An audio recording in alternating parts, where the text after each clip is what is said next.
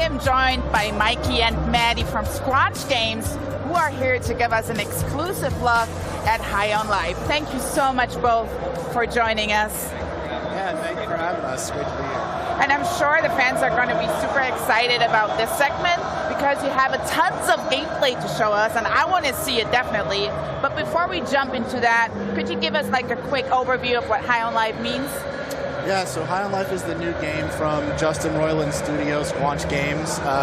It takes place, starts out on Earth. You're kind of an aimless teenager.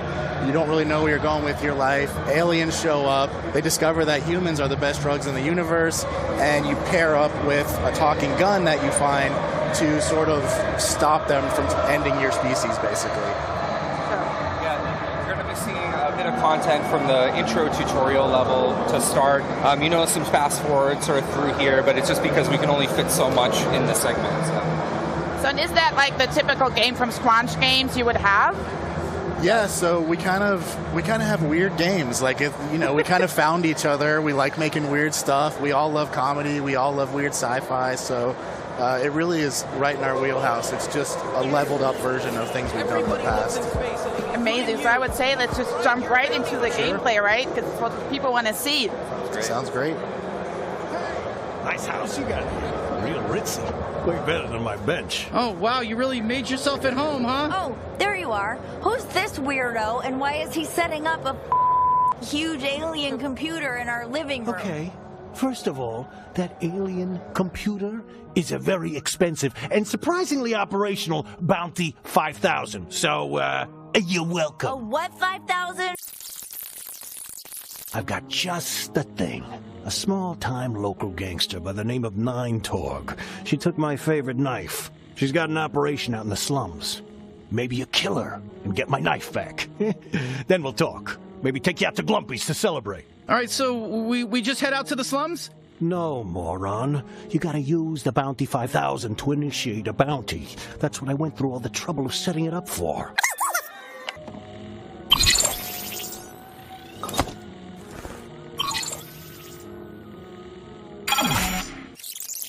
My knife! We're looking for the gateway to the slums, I guess. Look, it shouldn't be too far. Listen, just follow the waypoint. So I just noticed it's a little forward. Like, is that the usual demo? Is that a cut through?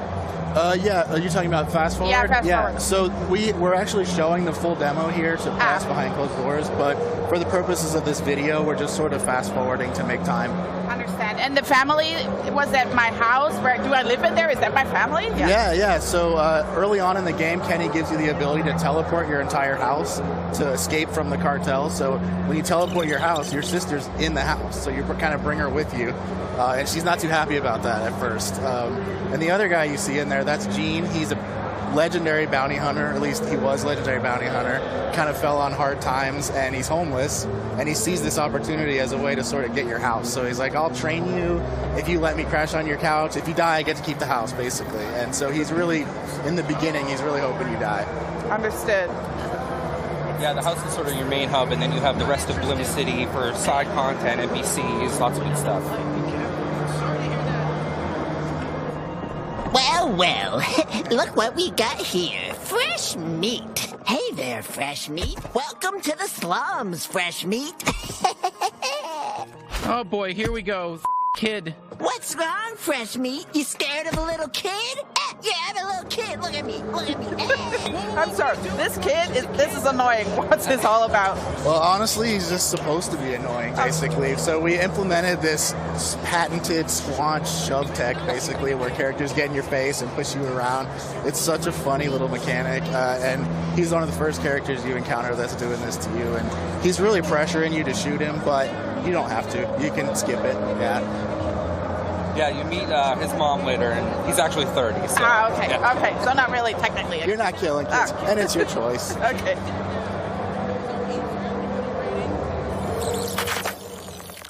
Hey, you can't pass through here. It's Nine Torg's turn. Jesus, enough with everyone getting in our way. We just want to kill Nine Torg. Yeah, right. You kill Nine Torg, get lost, heel. So this is exciting. We're in our first combat. Who are we fighting in this Kenny's primary ability? Yeah, so this is the first time you're really getting to use Kenny, and these aren't the main enemies you're fighting. These are sort of a lower level set of goons, and they actually think they're the strongest enemies in the game, but they find out by the end of this mission that they're really not, and they're just the ones in the first level. It's really funny. It's a really funny sequence. And for Kenny, you're seeing basically his primary fire right now. This is early in the game, so you're learning how to use him. But throughout the game, he'll get alternate abilities. Each gun kind of has 3 modes. One of them is always going to affect traversal. And then on top of that, there's mods for each gun.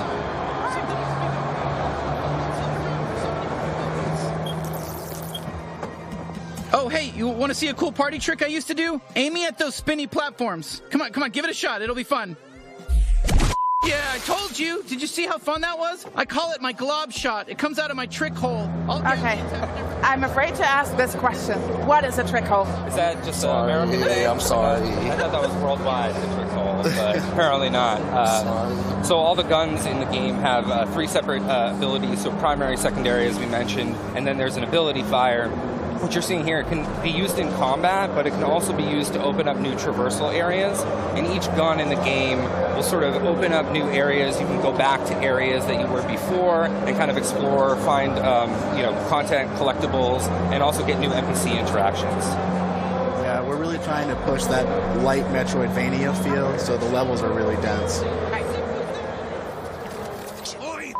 You! I'm sick of this! I want to tear through someone's guts! Oh, I think they're talking about Gene's knife. You! Got it, freak. We've had enough of your bullshit. Yeah, it's your fault Stevulax is dead. I was in love with him. Did you know that? I loved him. And now his head's cut off. Just the way it should be. Fuck him. Hey, guess what? I have another secret trick you can use. The power of negotiation. Let's try reasoning with these guys. Knock on the door. Tell me how you want to play this. You insufferable. When I'm loose. Who's there? Who are you? Hey. Hello there, friends. Oh, I think it's the buyer. Hey, are you the buyer? No, I'm just here to do my laundry. It's even clean. I'm a laundry head. Can't stop washing stuff over here. Hey, this room's off limits. Everything you need is in the front. Get out of here. Good luck with your laundry. I mean, I have a ton of laundry at home, especially after gamescom, but I've noticed there's a lot of dialogue in this. Can you tell us a little bit about that? Yeah, so we actually started out kind of writing out a big dialogue tree. Our head writer, Alec Robbins, amazing writer, and kind of makes twine games in his spare time, so we had it down. And then once people got in the booth, we kind of encouraged a little bit of improv to keep things fresh and funny. And then all of that amounts to basically a huge selection of dialogue choices. And so you just heard him talking about his ex-lover, Stevulax. If you knock on the door before that, you don't even have a chance to give that answer because you don't know that information. So there's a lot of stuff like that throughout the game that you're kind of opting into without even knowing.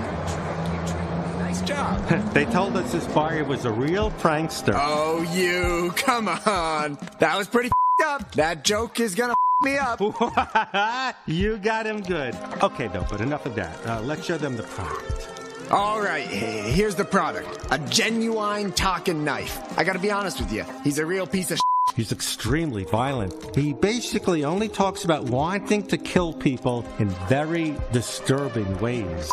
You, I'm gonna carve out your ass cavity. Gonna make it 3 times as big. Your it's just gonna drop right out of there. See what I'm talking about? Oh, perfect. That's exactly what we're looking for. Yeah, great. Go ahead. Feel free to inspect it. Try him out. See how he feels in your hand. Yeah, free me. Let's go. Let's go psycho on these f***ers. Actually, you want to just swing out the air a bit? Like, far away from us? Yeah, thanks.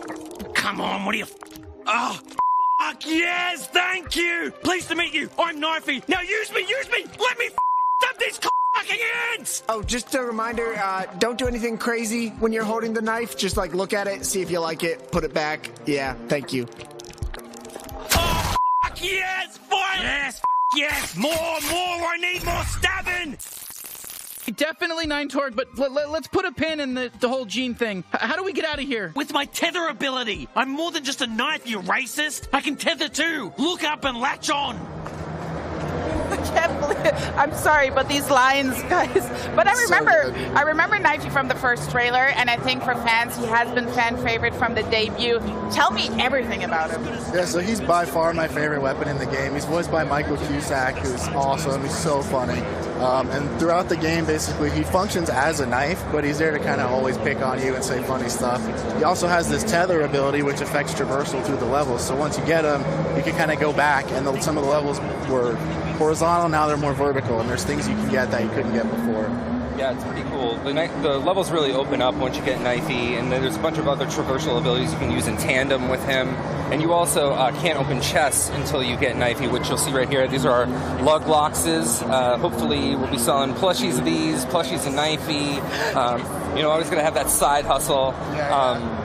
So you're actually also getting pretty close to the end of the level here. You're going to fight the boss 9 Torg, who's your first bounty. You're going to be able to use all of your abilities that you've learned in the level together. So your primary, your secondary, you're going to be tethering around the arena, and you're also going to be deflecting with Knifey. So you put it all together, and you fight 9 Torg.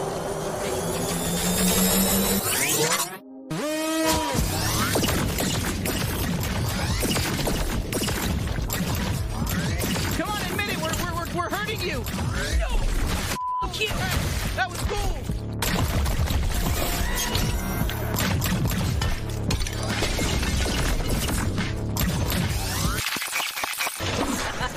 Better not bump!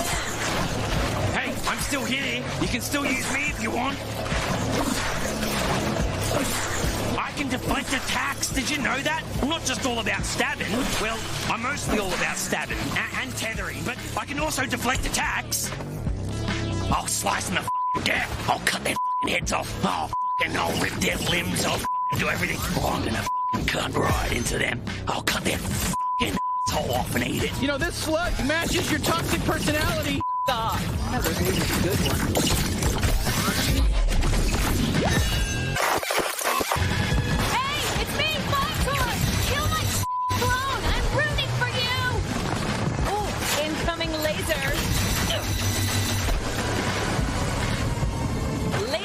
Just for you. I'm taking you with me! Stay alive! I think she's basically done for. No, how does it end? I want to see more. Is that it? Is that it? Are you sharing that's anything? The whole game. Are you sharing anything else at Gamescom? Yeah. So actually, we're showing this full playthrough of what is essentially the first bounty you get. So we're showing that behind closed doors to press. There should be full videos online of the whole playthrough for people to check out, and we're just so excited to finally get it in people's hands and see their reactions. And it's been a real labor of love for us and the team.